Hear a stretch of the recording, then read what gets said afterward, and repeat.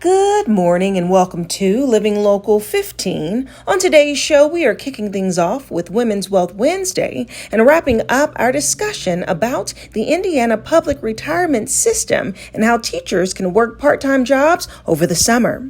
Then I am taking you into ACME Barbecue and learning all about their delicious app options. And later, we are living local in Angola. That and more happening now.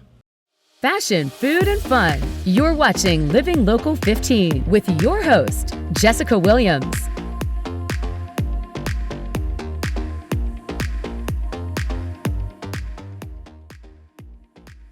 This segment sponsored by Foster Financial.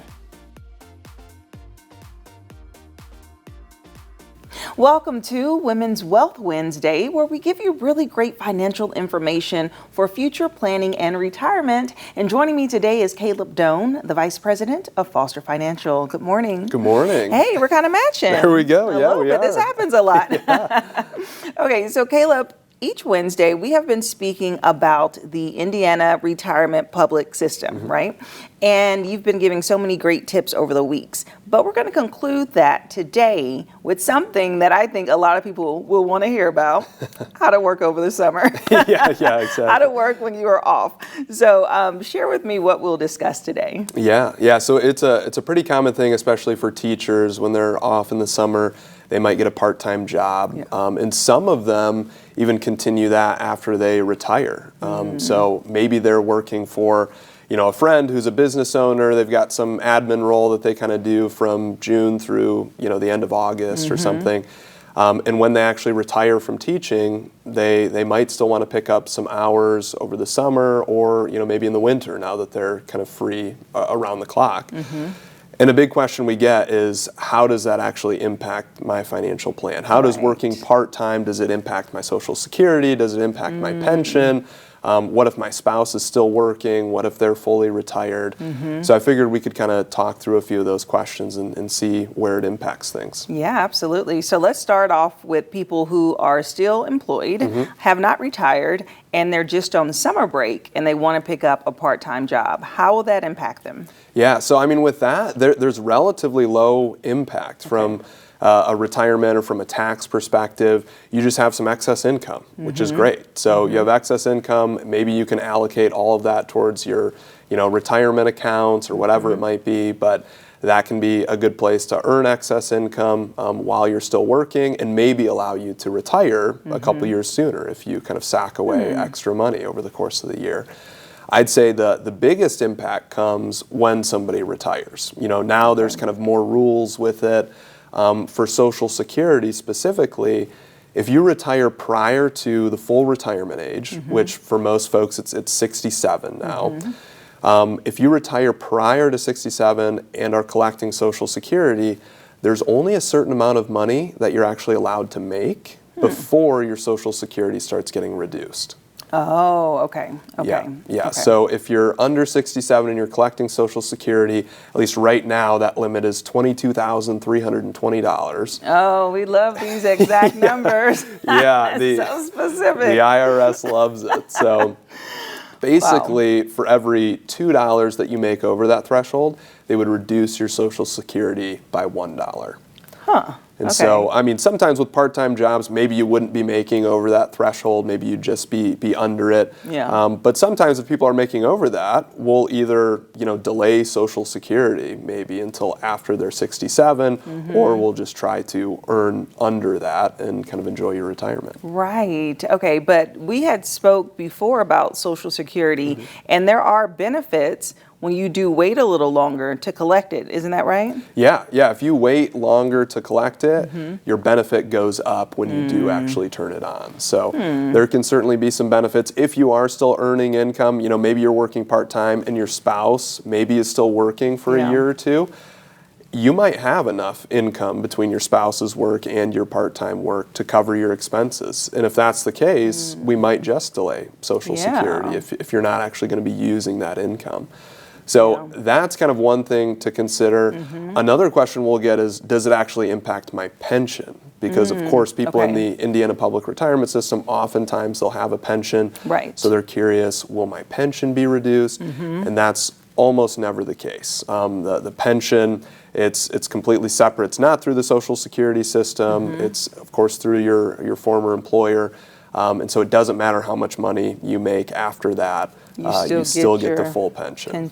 Okay. Yeah. And pension, that's on a distribution plan, right? People don't get the lump sum of their pension. Right. Yeah. Typically, with pensions, you get it on a monthly basis for the rest of your life. Okay. And importantly, if you're collecting Social Security and you're on your pension, the money that you're earning from the pension doesn't count towards that threshold for Social Security. The only income that counts towards that $22,320 threshold is earned income. Okay. And the pension isn't considered earned income, it's retirement income. So I'm thinking and trying to, strategize, and it's like, okay, so if someone gets a pension, they could get that money and have a part-time job, and if they're doing fine, that's another reason to wait to collect your Social Security. Right, yeah, especially if they have the pension and maybe working a part-time job, maybe their spouse is still working, you probably have plenty of income, and then you could go ahead and delay Social Security. Of course, there's a whole cost benefit with delaying Social Security at that point too, but yeah, those are some big considerations. Yeah. And also, if you're working part-time in retirement, you have the ability to contribute to a Roth IRA. Okay, so I was going to ask you that. So you cannot contribute to your established, like if you have a 401k or a 403b exactly. and the pension, well, you don't contribute to your pension, but those other retirement accounts has to be earned income from that employer, right? Exactly. Okay, so the funds can't cross, but you have those independent IRAs. Yeah. Okay. Yeah. So once you retire from the Indiana Public Retirement System, you can't contribute to your 403b anymore. Okay. You're not getting any income from the school or wherever you're working. You can't contribute to the 403b, but you can establish your own Roth IRA, individual retirement account, and you'd be able to contribute to that. And so there are certain limits and everything like that. But again, in the scenario that we talked about, if somebody was getting their pension, maybe they're working a part-time job, maybe they do have Social Security on. If they have more income than what they need, we should certainly contribute it to a tax-free retirement account like a Roth IRA. Yeah. Absolutely. So many options. Yeah. And you have to probably really love that part-time job, because once it's time to retire, you may just want to retire, and that's okay. Yeah, exactly. Awesome. Well, thank you so much for this information today, Yeah, Caleb. thank you.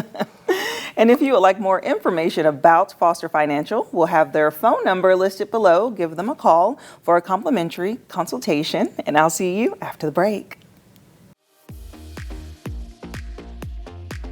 This segment sponsored by Foster Financial.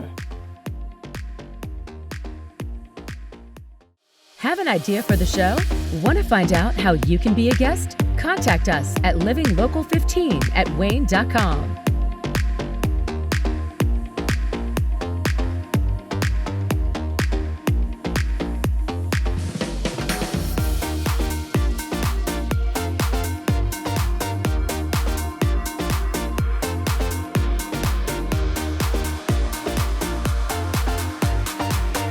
Do you want to know the best places to go to eat and drink around Northeast Indiana? Well, join me, Jessica Williams, for Living Local 15, weekdays at 9 a.m. as I take you inside of the best restaurants, new and old, explore their menu, and of course, mix up some cocktails. Where will I go next? Well, you'll have to watch and see, but I want to know, where do you recommend I go? Keep up with Jessica Williams on Living Local 15, weekdays at 9.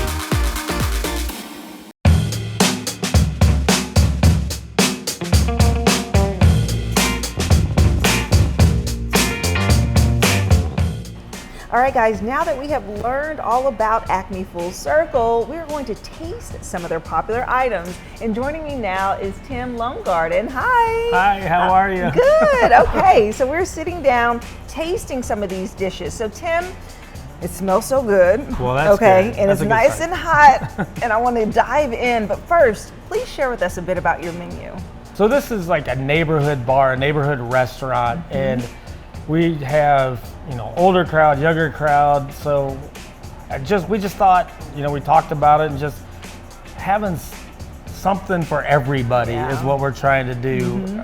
Even like vegetarian, we have some of those things. I have some vegan items, not a lot, but you know, if somebody were to call me 24 hours ahead when they were going to come in, I used to do a lot of vegan dishes, and so I would definitely do that for somebody that, you know, had that specialtary diet, or that's what they follow. Okay, Yeah, okay, so wonderful. just we try to do, you know, just try to please everybody. Yes, yes, something for everyone. They have a full appetizer menu that have so many different options, and I have a couple of the appetizers here, as well as sandwiches, burgers, pizzas, and of course the staple barbecue.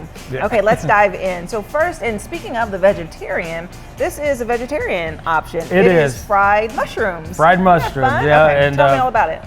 You know, it's just something that we didn't have on the menu at the beginning, but everybody, they had them before, and so we brought them back, and they seem to be going over very well. So I did you know, you can get a breaded or you can get a battered, and we went with the battered mushroom. It's easier on the oil, actually, and it's just, I think it's got a better taste, and it holds the temperature a little bit better. It does, because they're hot, but it also holds the moisture.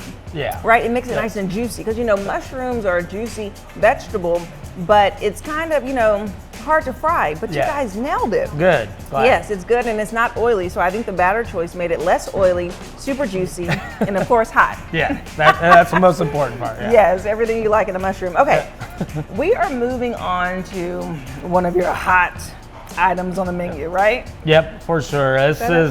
We go through so much brisket mac, brisket tacos, brisket sandwiches, but the brisket mac is one of our most popular dishes. Oh my goodness. Yeah, and it's just brisket. We're going through more and more and more brisket. Yeah, so tell me about the layering of it all. So there's actually, the macaroni itself is layered with a bunch of flavor, jalapeno, so it's got a little kick but not too much. And then the brisket is smoked for 14 to 16 hours. One thing with barbecue, it tells you when it's done, you don't tell it when it's done. Really? Yeah. Wow. So I mean, you know, you have people like, oh, well, it only takes 4 hours. No, it's gonna tell you when it's done. And so we make sure that we cook it to the point where it's telling us it's done. I've never had brisket chunked like that. Yeah, something different. So. And when you bite into it, it gives you so much flavor and moisture in it, and it's fun to kind of eat it, and you feel hearty. You feel like it's hearty and full. Yeah. And it's not overly drenched in sauce. Correct. Right? Oh yeah. So you mentioned the dry rub of it all. Yes. Yeah. And now with our brisket mac, our chicken mac, and our pork mac, we do put barbecue sauce on it. But actually, we have a lot of people, when they order the brisket mac, they'll get the sauce on the side, because they want to taste just the brisket itself. Yeah. Oh my goodness, you said something so important, Tim. The power of tasting the smoke through meat alone is so good. So I love that, because you want to taste the flavor, add on the sauce, drench it in sauce if you want to, but a Texas girl is telling you, taste the meat. Yeah, taste the meat, for sure.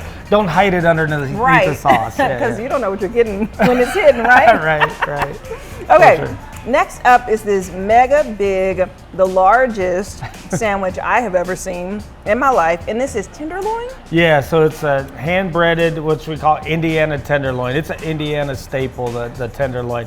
You go to other states, most of them don't even know what a breaded tenderloin is, but in Indiana, it's a staple. Okay.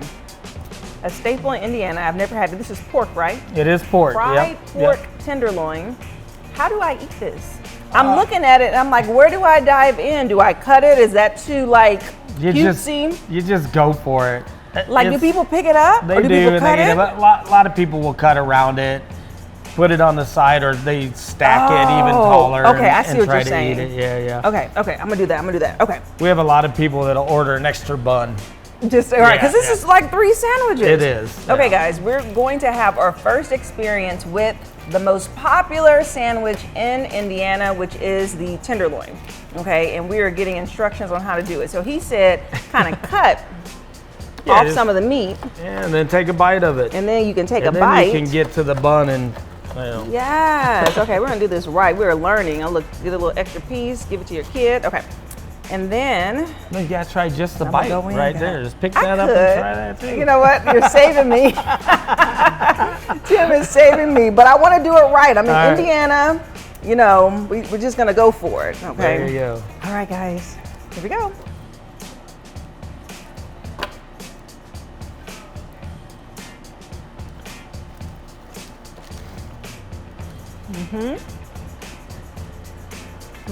Very good. I need to taste more of the meat. I don't think Yeah. I got a whole lot. I like it, but I can't believe it's pork.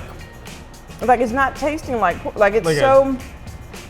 It reminds me of country fried steak. Yeah, like a country fried steak. Yeah. Yeah, I for used to have sure. that in Yeah. school. Okay. We should serve it with the side of the gravy The that gravy? you can just put, yeah. So we have a lot of people that actually order this with our buffalo sauce on it to make it kind of a hot tenderloin. Yeah.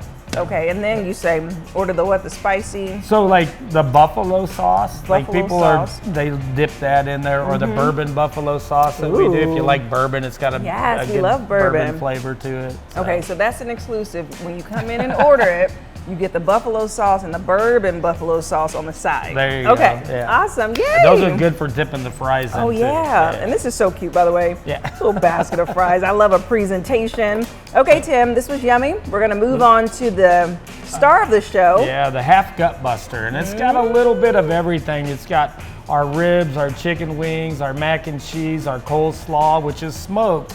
So that's different, just to Oh. let you know. Okay. Because that surprises a lot of people, and some people love it. Some people absolutely hate it. But it is what it is. I'll let you know which way I fall. Yeah, there you go. And then we've got the our pulled pork, and then our cracked chicken that goes along with that too. So, Yummy. Yeah. Well, let's do it. all right. Follow us on social media at Living Local 15.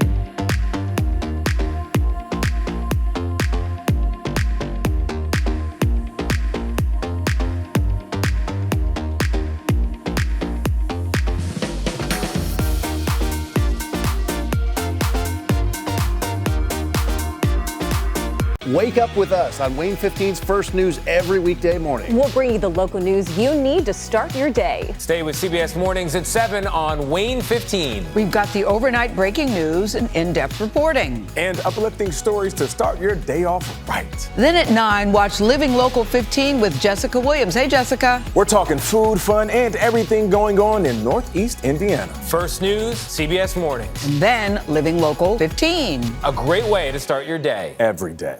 Today, we are living local as we browse the city of Angola. Angola's Main Street has been recognized as one of the top 3 in the state, offering plenty of shopping, dining, and even entertainment options. Angola is a great city to walk or ride a bike around town and features Pokagon State Park, one of Indiana's original 6 state parks. Angola is also home to Trine University, which is known for their scholars, doers, and playmakers. They have educated generations of students and built a community that's ready for the real world. As they say, Trine built, world ready. The city is also arts focused, with T. Firth Center of Performing Arts, expanding the cultural resources and creating an environment where artists can thrive. The most popular landmark in Angola is the monument, referred to by locals as the Mound or the Circle. Built in 1917, the monument commemorates the Civil War, and it has statues for all 4 branches of the military. The monument is also the center of many town celebrations and festivals. And we can't forget about Angola Motorsport Speedway, where you can watch the race from the grandstands or from the private luxury suites located in the tower. And that's just a snippet of what Angola has to offer. Living Local 15, proudly driven by the Kelly Automotive Group.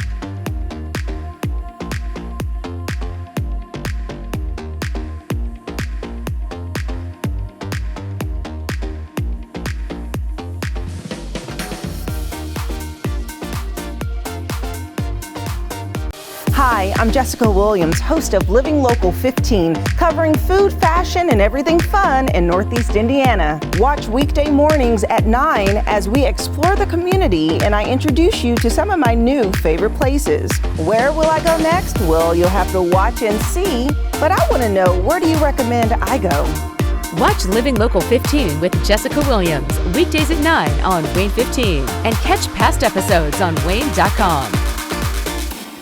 Go to the Living Local 15 page on WANE.com for recipes from the show, to watch a segment again, and to get information on products and services featured on Living Local 15.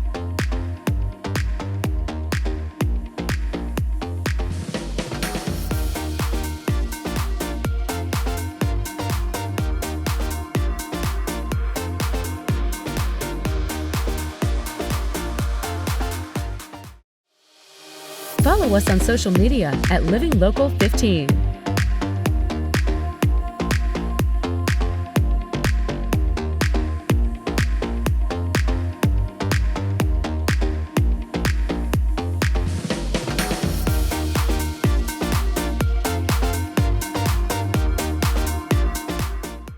Content segments during today's Living Local 15 were paid for by these sponsors.